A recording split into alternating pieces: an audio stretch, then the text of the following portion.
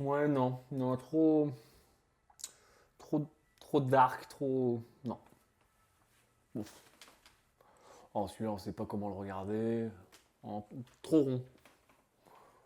Ah, bon, trop vieux. Trop d'ananas. Oh, trop de sourcils. Ah, ah, ah oui, celui-là, oui. Ah, celui-là, j'aime bien, tiens. Oui. Je vais prendre celui-là. Ouais, je le prends, celui-là.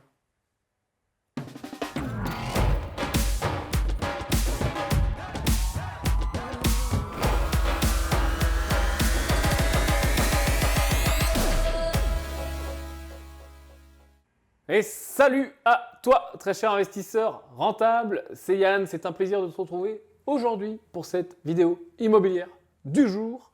Aujourd'hui, tu vas voir, on va parler technique de négociation.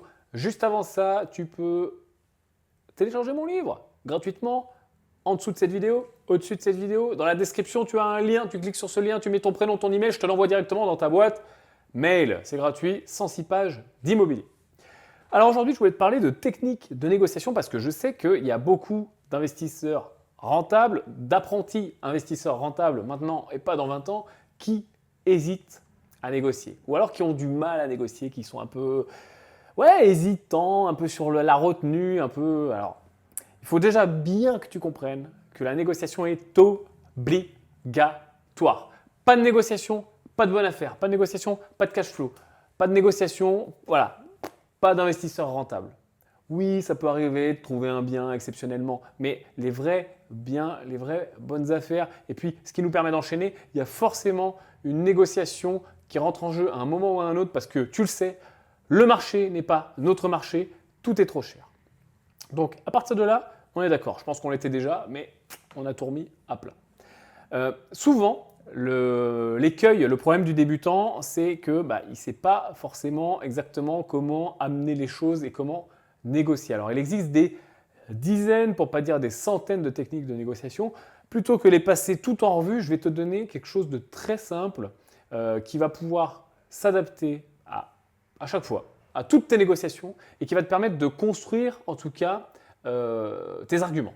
Parce que, je te l'ai déjà expliqué plusieurs fois, l'important en négociation, le point de départ, on va dire, c'est d'objectiver ta négociation. Qu'est-ce que c'est objectiver ta négociation? C'est donner les points objectifs qui font que tu penses que c'est trop cher. C'est vraiment pas une bonne technique, c'est vraiment pas une bonne idée de dire c'est trop cher. Voilà.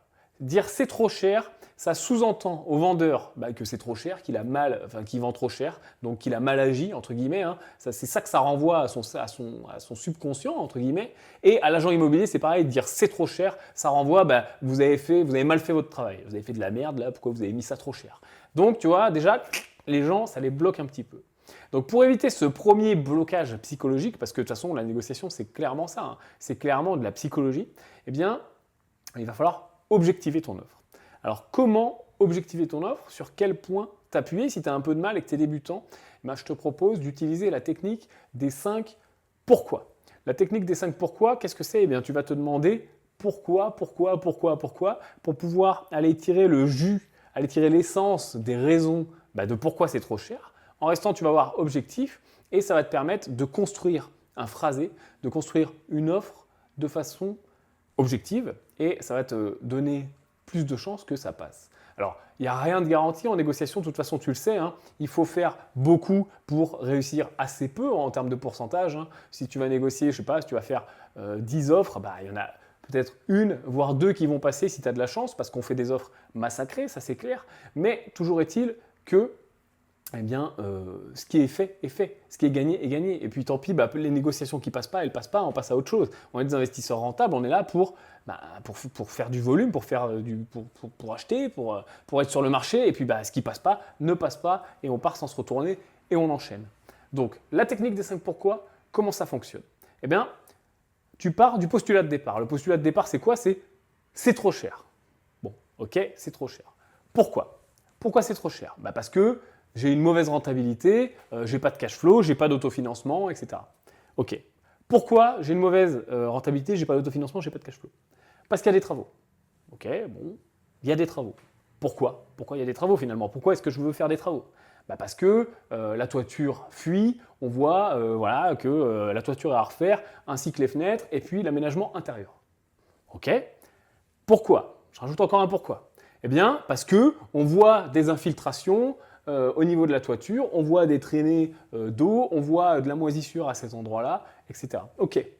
Pourquoi? Eh bien, parce que c'est pas habité depuis, je ne sais pas, 4 ans et que ça n'a pas été entretenu, ça n'a jamais été chauffé. Donc là, avec tes pourquoi, il peut y en avoir 4, il peut y en avoir 5, il peut y en avoir 6, hein, ce n'est pas forcément 5 à tout prix, tu as mis en avant tout un faisceau de choses, tout un faisceau d'indices, tout un faisceau d'objections. Donc il te suffit de retourner la chose à l'envers, retourner cette technique et de partir du dernier pourquoi vers le premier pour objectiver ton offre. Ça peut marcher à l'écrit, ça peut marcher à l'oral, ça peut marcher au téléphone, etc. On parlera après de la façon de faire l'offre. Donc tu pars de la fin. C'est-à-dire tu dis voilà, l'immeuble, l'appartement, la maison, on s'en moque, n'est pas habité depuis 4 ans. Du coup, il y a vachement d'humidité. D'ailleurs, on voit là, il y a des infiltrations, là, il y a de la moisissure, etc. Oui, forcément, la toiture fuit, il y a les fenêtres à changer et puis en plus, l'aménagement intérieur. Donc du coup, moi, j'ai beaucoup de travaux à faire. J'ai 40 000 € de travaux. Du coup, je n'ai pas ma rentabilité escomptée, je n'ai pas mon autofinancement et moi, je suis un investisseur. Donc du coup, c'est trop cher. La technique des 5 pourquoi et tu remontes à l'envers. Là, déjà, tu n'es plus sur un « c'est trop cher », tu n'es plus sur un « on ne pouvait pas faire un geste », tu n'es pas en train de monnayer. Tu as objectivé ton offre, objectivement. C'est pour ça que je dis objectiver, ce n'est pas au hasard. Alors, comment l'utiliser? Une fois que ce que tu fais, c'est que tu te fais tes pourquoi, tranquille, chez toi. Tu n'es pas obligé de faire un seul chemin, comme je viens de te dire, enfin, une seule série de pourquoi. Tu peux en faire 5, 6. Et une fois que tu as toutes tes séries de pourquoi, tu les mets à l'envers et ça te donne plusieurs arguments toutes faits, plusieurs phrases toutes faites, plusieurs arguments solides, concrets, tout faits. Et après, tu les présentes au vendeur, tu les présentes à l'agence immobilière. Donc ça peut fonctionner par mail, voilà, où tu écris un mail, bonjour monsieur, à l'agence souvent, les agences on passe par mail. Avec un vendeur en direct, évite de passer par mail. Passe en direct, en face à face, c'est ce qu'il y a de plus simple, ou à la rigueur au téléphone. Mais par mail, c'est moyen. Avec une agence, tu peux travailler par email. Donc, bonjour monsieur machin, voilà, j'ai visité l'autre fois par votre intermédiaire, et boum, tu déroules. Compte tenu que l'immeuble n'a pas été habité depuis 8 ans, et tu redéroules tout, et hop, tu dis, voilà, du coup, c'est trop cher, du coup, voilà mon offre. Boum. Là, qu'est-ce qui se passe dans la tête de l'agent? Déjà, tu n'es pas en train de lui dire que c'est un con et qu'il a mal fait son travail, tu lui as objectivé le truc, et lui, tu lui as mâché le travail. Parce qu'il faut savoir que quand il y a une agence au milieu, toi, tu fais une offre à l'agence, mais après, l'agent doit faire l'offre au vendeur. Donc, il va devoir défendre ton offre. C'est un peu le principe aussi du courtier à qui tu expliques ton projet et qui va devoir défendre ton projet devant les banques. Là, c'est la même chose. En mâchant le travail comme ça de l'agent immobilier, il va forcément mieux défendre ton dossier. Parce que déjà, lui, tu ne l'as pas pris pour un idiot. Et lui, il va pouvoir vraiment dire au vendeur, voilà, ce monsieur, il y a ça, il y a ça, il y a ça, c'est objectif, c'est carré, c'est correct. Je te garantis qu'avec cette technique, tu auras de bien meilleurs résultats si tu es débutant, assez peu avancé en négociation. Et puis si tu n'oses pas faire les choses, ça va te donner un plan d'action, une feuille de route, et où finalement, tu ne vas plus te poser de questions de comment je négocie, etc. Rien que cette technique est déjà très puissante. Si ça t'a plu et que tu as appris quelque chose, n'hésite pas à apporter ton pouce à l'édifice. Tu peux aussi t'abonner à cette chaîne pour ne rien rater. Des conseils immobiliers, tu as les boutons un petit peu partout pour t'abonner. Et puis, je vais te dire à très bientôt, tu es sur la chaîne des investisseurs rentables et à plus!